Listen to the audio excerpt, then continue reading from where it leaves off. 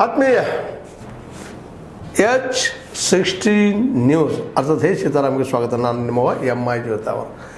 ಮೊದಲನೇದಾಗಿ ರಾಜ್ಯದ ಅದು ತುದಿ ಮೇಲಿರುವ ರಾಯಚೂರು ಜಿಲ್ಲೆಯಲ್ಲಿ ನಮ್ಮ ಕೋಡಿಹೇಳಿ ಚಂದ್ರಶೇಖರ್ ಅವರು ರಾಜ್ಯ ರೈತ ಸಂಘದ ಅಧ್ಯಕ್ಷರು ಒಂದು ಪ್ರೆಸ್ ಕರೆದು ಅದರಲ್ಲಿ ಅಲ್ಲಿಯ ರೈತರಿಗೆ ಆಗುತ್ತಿರುವ ಸಮಸ್ಯೆ, ರಾಯಚೂರು ಜಿಲ್ಲೆಯಲ್ಲಿ ಒಣ ಮೆಣಸಿನಕಾಯಿ ಬೆಳೆದಂಥ ರೈತರು ಏನೇನು ತೊಂದರೆ ಅನುಭವಿಸ್ತಾ ಇದ್ದಾರೆ, ಜೊತೆಗೆ KB ಅವರು ಎಷ್ಟು ತೊಂದರೆ ಕೊಡ್ತಾ ಇದ್ದಾರೆ, ಪಾಪ ಅಲ್ದಾಡಿಸ್ತಾ ಇದ್ದಾರೆ ರೈತರನ್ನು ಅನ್ನುವ ವಿಷಯವನ್ನು ತಮ್ಮ ವಿಡಿಯೋ ಮೂಲಕ ಮಾತಾಡಿದ್ದಾರೆ. ತಮ್ಮ ಪ್ರೆಸ್ ಕಾನ್ಫರೆನ್ಸ್ ಹೇಳಿದ್ದಾರೆ.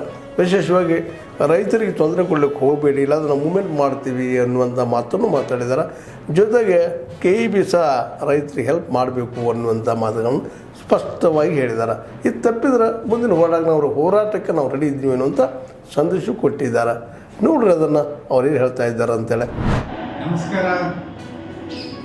ರಾಯಚೂರು ಜಿಲ್ಲೆ ಹಾಗೂ ಕಲ್ಯಾಣ ಕರ್ನಾಟಕದ ಅನೇಕ ಭಾಗಗಳಲ್ಲಿ ಪ್ರಸ್ತುತ ಸಮಸ್ಯೆಯಾಗಿರ್ತಕ್ಕಂಥ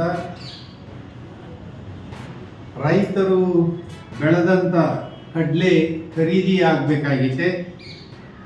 ಅದರ ಬಗ್ಗೆ ಸರ್ಕಾರಕ್ಕೆ ಸೂಕ್ತ ಸಂದೇಶವನ್ನು ಕಳಿಸ್ತಾ ಇದ್ದೀವಿ. ಪ್ರತಿ ಜಿಲ್ಲೆಯ ವಿದ್ಯುತ್ ಶಕ್ತಿ ಇಲಾಖೆ ಸರಿಯಾದ ರೀತಿಯಲ್ಲಿ ವಿದ್ಯುತ್ ಶಕ್ತಿಯನ್ನು ಗ್ರಾಮೀಣ ಪ್ರದೇಶಕ್ಕೆ ಸರಬರಾಜಾಗ್ತಾ ಇಲ್ಲ. ಹಾಗೆಯೇ ಪ್ರತಿ ಜಿಲ್ಲೆಯಲ್ಲಿ ರೈತರನ್ನು ದಿಕ್ಕು ತಪ್ಪಿಸುವಂಥ ಸರ್ವೆ ಡಿಪಾರ್ಟ್ಮೆಂಟ್ ಏನಿದೆ ಇದು ಸರಿಯಾದ ರೀತಿಯಲ್ಲಿ ಕೆಲಸ ಮಾಡ್ತಾ ಇಲ್ಲ. ಅದರ ಬಗ್ಗೆ ಸರ್ಕಾರ ಎಚ್ಚರಿಕೆಯನ್ನು ವಹಿಸಬೇಕಾಗಿದೆ. ಒಣ ಮೆಣಸಿನಕಾಯಿಯನ್ನು ರೈತರು ಬೆಳೆದು ಮಾರುಕಟ್ಟೆ ದರಕ್ಕೋಸ್ಕರ ಭಾಳ ಕಷ್ಟ ಬೀಳ್ತಾ ಇದ್ದಾರೆ. ಕೂಡಲೇ ಸರ್ಕಾರ MSPಯನ್ನು ಘೋಷಣೆ ಮಾಡಬೇಕಾಗಿದೆ ಮತ್ತು ಖರೀದಿ ಕೇಂದ್ರವನ್ನು ಶೀಘ್ರದಲ್ಲೇ ತೆರೀಬೇಕು ಅಂತ ಹೇಳಿ ಒತ್ತಾಯವನ್ನು ತರಲಾಗಿದೆ.